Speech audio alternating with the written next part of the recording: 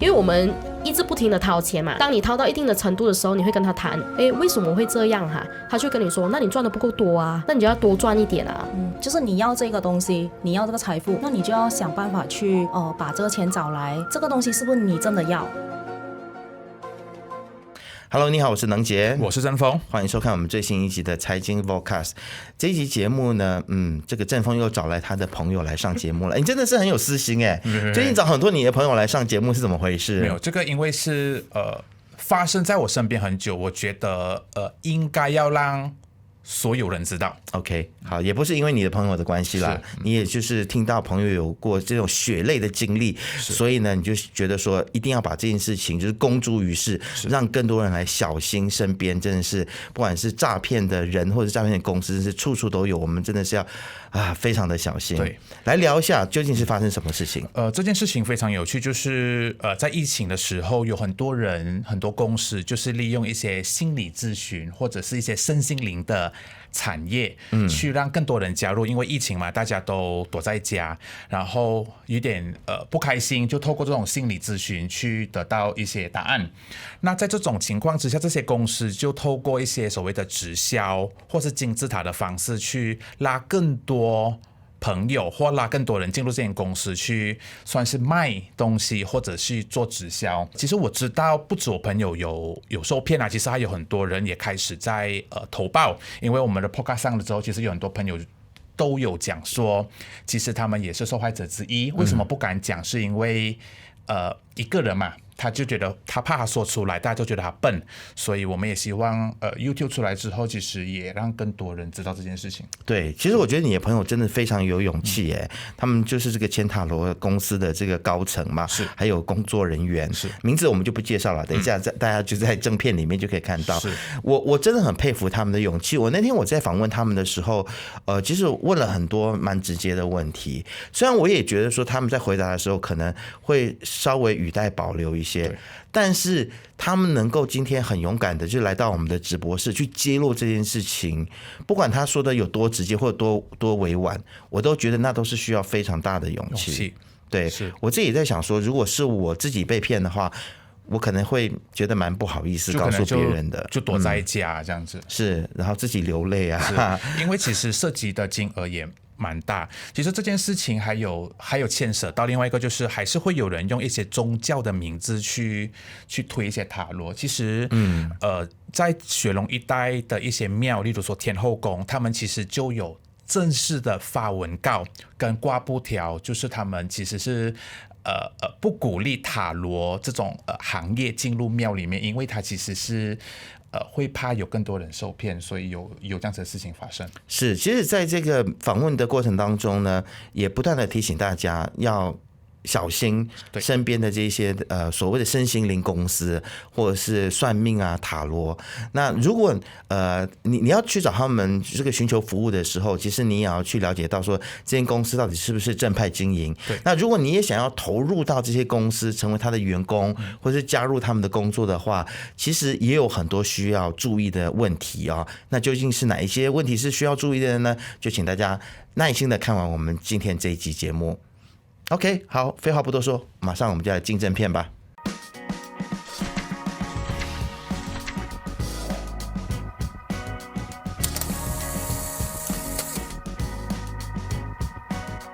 那么今天呢，我们就请到了2位受害者以及当事人来到我们的节目当中，来跟我们聊聊身心灵产业背后的危机以及陷阱。我们先来欢迎前身心灵产业金字塔传销公司的高层赵宝玉。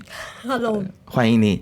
那另外呢他是担任这个工作人员邱碧妮是吗？对的，大家好。是，好，那我想先请2位先跟我们聊聊，就是为什么会在这个疫情期间是怎么样子去接触到这个所谓的身心灵产业呢？好的，那时候我接触身心灵这个产业的时候，是我回到来马来西亚的时候，刚好也是在疫情期间的，那时候是封国的，没有办法出去，然后你基本连工作也没有办法去找的。刚好那时候也是我的老板欠下了我一笔钱，那我也身上说真的是身无分文的，可能只有剩下的1-2千块可以生活，这样而已。一定会找方法的嘛，因为你总不能坐以待毙嘛。那后来我就找到了这位老师去算我的关于我的事业的部分。后来就顺水推舟的让我去学习塔罗这一块。了解，所以这个老师也是在网络上找到的，是吗？对。OK， 全都是网络的，那个时候只有网络的部分。OK， 好，那碧妮也是，我不是网络。OK， 我之前是因为做一些小生意嘛，那生意失败了，然后 MCO 的时候也是就是蛮困难的嘛，然后就欠下一笔债。那虽然这个债是家人的，就是家人给我欠着，可是自己的心里很不好受。就是发现自己有点就是身心都好像不怎么 OK， 然后是因为朋友介绍的。了解，所以两位都是因为有债务的关系，然后也是因为就是心里面可能承受蛮多的压力，所以就是去寻求一些解方。感觉上本来就有一点点走投无路的感觉了呢，后来他又引你到了另外一条错误的道路。其实可不可以跟我们描述一下，就是当初在你们加入这个塔罗公司之后，后来你们发现他有没有哪一些的模式是比较接近是敛财或者是诈骗的部分呢？就是推销的部分吧，就是会鼓吹我们大家都去贷款。所以是不是意思就是说，告诉你们说，如果你们想要在这边赚钱的话，那你们现在要来贷款，然后投资，要有某个程度上面的投资之后，然后经过某个门槛之后，你们才能赚钱，是这样子吗？对的，也是有很多制度上我们是要去挑战上去的。OK， 但是当下你们不会觉得说这个怪怪的吗？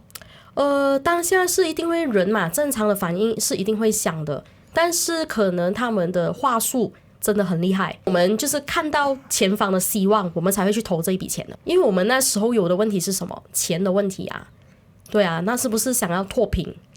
了解。会不会他们会讲一些，例如说，像是我们公司的谁谁谁，他多么样子的成功，然后你看他现在住怎么样子的车子啊、房子啊。对，都是这样子。OK， 所以这个就是真的是很像传销公司或直销公司一贯的这个手法。所以可能要在这边提醒大家的就是说，如果你在加入一间公司之前，他没有先让你赚到钱，反而是要叫你先投钱的话，那他是不是就是已经是第一个很明显的警讯了？我说实在的，当开起初的时候是可以赚得到钱的。刚开始是赚得到。对，因为当时的规模没有那么大的时候，起初是赚得到钱的，是后面的部分越来越多人加入了，是兼顾不了的。其实你们在加入这间公司的时候呢，是透过怎么样子的方式去了解它的运作模式？比如说，它是不是会定期的给你们上课啊，还是怎么样的？我那时候疫情期间是什么都没有的，就是凭着信任而已。所以连公司里面的人都没有正式见过面，都是在网上有见过面， OK， 线下有见面，但是没有实体的东西给我们看的。所以一切都是透过网上去了解他们的公司内部的运作。其实也没有的了解，也没有的了解，基本是空，没有看过他们任何的资料，我们就傻傻的加入了。OK， 就宝玉他是没有的了解，但我是有的了解，对我是有看过。他是疫情中途啦，我是疫情初的时候。了解，我想了解说，像是这一种的所谓的算命也好，或者是塔罗，或者心理咨商，它其实我们看到说，其实它有10多块到1000万块钱的配套都有啊。我很好奇，就是其实这些配套的价格都是谁定的？我们自己。所以你也有参与到那个定价当中吗？公司规定我们定下来的价格，就是我们是统一管理的。这个定价之后，那其实这个钱都是付给谁？是付给你们吗？还是他们直接汇款？付给我们自己的钱无可否认是转到我们自己的身上的。那你们需要跟公司分成吗？还是不需要？不需要。OK。如果是摆塔罗斯的话，比如说我们接到了个案，我们自己的这是，但是如果他们是在冲业绩的话，那个是另外的说法，有不同的部分，有不一样的，对，就是比如说我已经算好了这个顾客，那我后续要怎么帮他安排处理，那个就是这一件事情的重点了。可不可以跟我们更具体的说，其实公司它最令你们觉得说一定要离开的原因是什么？赚不到钱吗？反而不是赚不到钱呢。对我觉得上面打压下来的一些理念，有时候你不认同，你必须要跟随。那如果你不跟随的话，他们就会采取一些行为，就是让大家都不能接触你。就是霸凌，猥亵霸凌， OK，霸凌，对的，是就是让你跟其他公司其他人全部隔开来，对，隔离，就孤立你的意思。对，会有这样子的一个状况，所以我觉得这个是我没有办法接受的。但它是高层是不一样，就是 OK 可能上面的人会打压下来，但我这种就是还不算什么都没有，业绩都什么都没有，但是他们就开始会觉得说，哎，你再去借钱来投钱吧。就说 OK 当我开始觉得有怪怪的时候，他们会说，哎，我帮助你啊，然后你就投这一部分钱，然后我就投另外一部分钱，然后你就冲这个业绩这样子，所以这一方面是让我觉得我要离开的原因。了解，他们具体提供了什么样子的帮助呢？就是说，比如说我要到一个业绩是大概2万。我打个比喻哈，就大概一个2万块，那他就跟我说我知道你现在想要冲业绩，那我们就帮助你，如果你愿意的话，你在哪一个时间点之前交上大概这样的价钱，比如说是1/3的价钱，或者是2/3的价钱，那其他的就他们 top up 这样子。那我觉得这一种就很不make sense 就在我这边来说，我觉得一间这么 OK 的公司不应该用这样子的手法那时候我就离开了。那我也想要请问一下前高层就是很多人可能在加入一些有问题的公司的时候，刚开始就觉得自己被割韭菜，但是我有看到慢慢的他变成高层了之后，他就有一种心态说，我曾经被割过韭菜，那我现在换我来割别人韭菜。你有这一个阶段是你也想去割别人韭菜，或者是想要去骗别人的这样的一个过程吗？其实我不会有这个心态，我都一直很想就是协助我下面的人成长的。OK，对的，所以那个时候你还是相信公司的。我相信OK，但是我一个人的力量是不够的，因为没有人支援啊。OK，所以你本来的想法是说，你觉得公司有一些制度是有问题，但是你想要看看能不能够去改变它。但后来你发现你没有办法改变它。你有权势跟权力才有，就是你上到最高咯。会不会觉得说这间公司很像老是都是这些上面的人，他们不断的在赚钱，然后一直不断的向下面我也不能说炫耀，但是他可能是用这样的方式来激励下面的人，告诉下面的人说我赚了多少又多少，我住怎么样的房子跟车子，但是又觉得说很像这个财富是分不下来的。对的，对，我有这么确实是感觉。因为我们一直不停的掏钱嘛，当你掏到一定的程度的时候，你会跟他谈，为什么会这样他就跟你说，那你赚的不够多啊，那你就要多赚一点啊。OK， 其实像是中国的社群媒体有一个网红叫做学霸猫，他在贩卖一种变富婆的课程那么在他这个课程里面呢，就是如果你想要变富婆的话，你就必须拥有越花钱越有钱的概念也推行所谓的零极限的概念就是用念咒的方式来消除花钱的负担透过这样的一种的方式呢，让他的会员不断的没有心理的负担去花钱，然后去跨越阶级所以其实你们公司有类似的模式吗？可能会有，但是以马来西亚人，不是每个人都有办法去跟随。因为马来西亚人说真的啦，基本上能到身心灵的都不会多富有的。OK， 对，但是我经常听他们有一句话，就是说，你没办法，就是你要这个东西，你要这个财富，那你就要想办法去把这个钱找来，这个东西是不是你真的要？了解，他们会不会也用什么吸引力法则啦，或者是用一些比较玄学或者心理学的东西来帮你们洗脑呢？当然会啊，会啊，因为原本就是学心理学的嘛。OK，所以意思就是说，如果你有多想要这个东西你得不到的话，那就是你不够想要的意思。对，他们经常这么说。所以大家如果听到这一类的话术或者是课程的话，就要特别小心，对不对？就是因为有的时候，如果我们真的是心里有能够靠我们的念力去得到的话，那我们就不用努力了，对不对？对，是。那你总共待的时间有多久？3年？3年，2年多，2年多。OK，对的。P 你呢？半年左右半年左右，所以你醒得蛮快的。对的，我醒得蛮快的，因为他一直叫我投钱嘛，我已经欠了很多的债，然后我没有可能再去继续去借钱贷款这样子，然后再投钱下去，因为我觉得这一个是真的是很压力了，我反而得不到心灵上的解脱，反而是加重。对，所以你们2位是在公司的时候就认识的吗？OK，对的。有没有讨论过说，要不然我们去报警？或者是去跟相关的这个政府单位去投诉？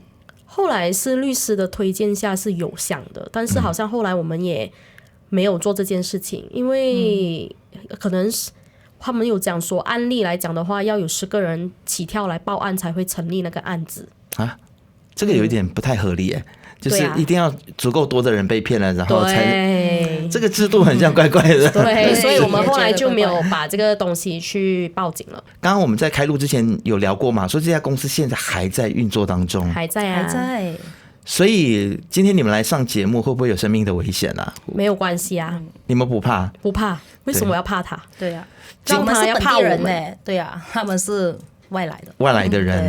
对 OK， 方便说是哪里外来的人吗？是华语系的国家吗对的是的。 ？OK， 好，我们就不需要太精准，这样讲大家就知道了。OK， 好对，你们应该在里面有蛮多的朋友嘛，现在还在里面，有没有什么话要对他们说？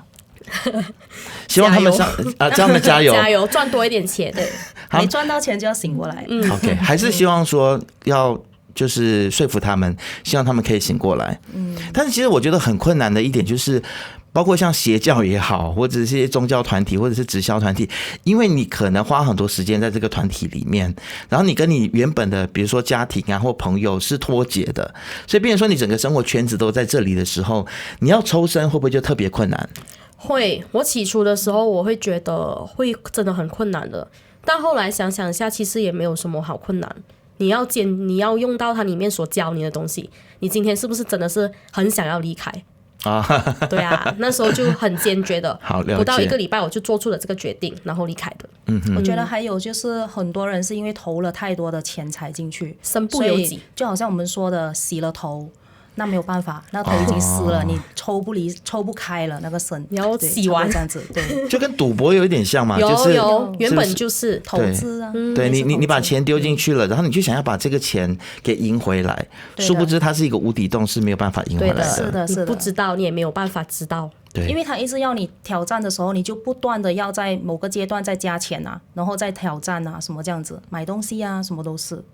真的很可恶哎，我觉得我现在听起来真的很可恶。然后你们还能够用这么冷静的语气在讨论这件事情，我很佩服你们啊。都发生了，就觉得就让它过去吧。对对对，只能接受吧。现在债务的问题就是你们还需要花多久的时间去解决？因为加入了这个团体或者是这家公司所造成的债务。我目前应该就是继续努力的赚就 OK 了。OK，我也觉得是这样吧， OK 只能有这样子的方式，就努力去赚。就当做是自己的一次的经验这样子，但是也是希望说透过今天的节目来告诉大家说要特别小心啊。其实可不可以跟我们大家来说一下，因为我们刚才其实有提到一些的征兆啊，或者是可能你在遇到一些直销或金字塔公司的时候，比如说你们之前应该也有所谓的不说明邀约，对吗？对的，一定有。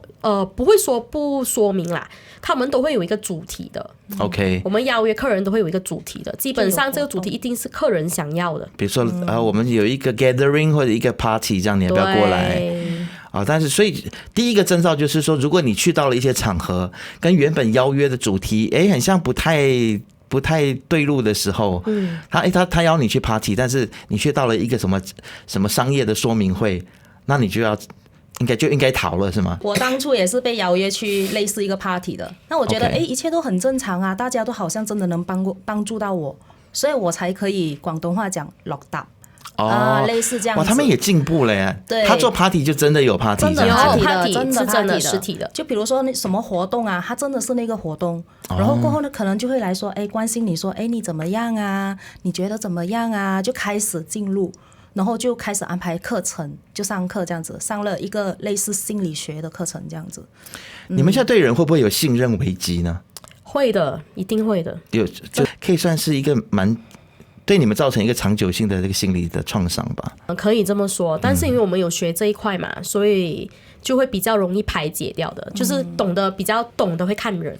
了解，我听说现在这家公司也在追杀你们，是吗？就是所谓追杀，就是很像透过法律的方式。是，确实是的。要用什么来告你们呢？他要我赔10万嘛，10万马币嘛。然后是因为我可能在外面做类似相关玄学的行业，但是其实我离开这家公司之后，我就没有再碰塔罗了。OK， 我都是在做我们马来西亚的原创的这个数字牌卡，那它是有跟塔罗牌是有一点雷同的，所以合约里面有提到。OK， 所以他就是叫你签一个竞业条款嘛，就是你必须要离职多久之后才能够碰原本相同的行业。但其实很像这个在马来西亚是不受法律承认的，不受的。OK， 那当然我们一开始收到是会吓到啦，对，就是一定为什么会收到这样子的信这样子？因为这一个课程来说，我们学塔罗，他就说，你可以以后可以赚钱呐，他没有说这样子。那我们签合约的时候，老实说，我们也是有看漏了。我们要签合约的时候呢，就要看清楚了。奉劝大家，对这一个。坦白说，我今天有一点点是耐住我的性子啊。其实我心里面非常生气跟愤怒，因为每次听到这样的事情的时候，我总觉得说，为什么到今时今刻了，社交媒体都这么样子发达，还是会有公司这样子明目张胆的出来，然后让这么多人就是受骗或者是负债。那我觉得其实相关的单位应该要动起来了，就是我马来西亚是不是有哪一些的法律如果不足的话，我们需要去补足。然后我也希望说有更多的受害者能够出来现身说法。我觉得两位今天真的是非常的勇敢，对，即便他们从关爱你们到恐吓你们，你们还是勇敢的出来，然后告诉大家这件事情啊。最后还有什么要跟我们补充的吗？所以以后我们签合约还是什么样，我们都要仔细一点，多带一点人去观察。对，要看清楚，要看清楚。而且当你很焦虑、很迷茫的时候，请你不要马上做决定。对的。是。然后我这边想觉得说，我们人生嘛，就很像《西游记》里面这样子，就是他要过很多关嘛。就是你要去到西天，你要过很多关。那我们人生也是一样的，就觉得说，我们虽然会遇到一些不如意的事情啊，或者是很多挑战，但我们也是要过关，这就是我们的人生。就是勇敢的去过关就对了，这样。了解。谢谢两位真的是很勇敢，但是我还是必须说我是非常的生气。我听到这样，每次听到这样的事情我都很生气。然后我真是希望大家也就是聪明一点了啊，不要这么容易受骗这样子。如果真的你遇到一些身心灵的问题，或者是心里有坎过不去的话，其实马来西亚有很多很多正规的心理辅导的这个管道，大家是可以去寻求咨询的。我现在也想不起正规有哪一些，反正我们就是制作人我们放在那个我们的链接底下，大家可以自己去按一下链接啊。今天还是再次谢谢两位来到我们的节目当中，谢谢你们，谢谢。正在 YouTube 收看的朋友，希望你可以来订阅、按赞、开启小铃铛，就可以第一时间看到我们所有 BFM 财经的最新的影片。我们下次见，拜拜。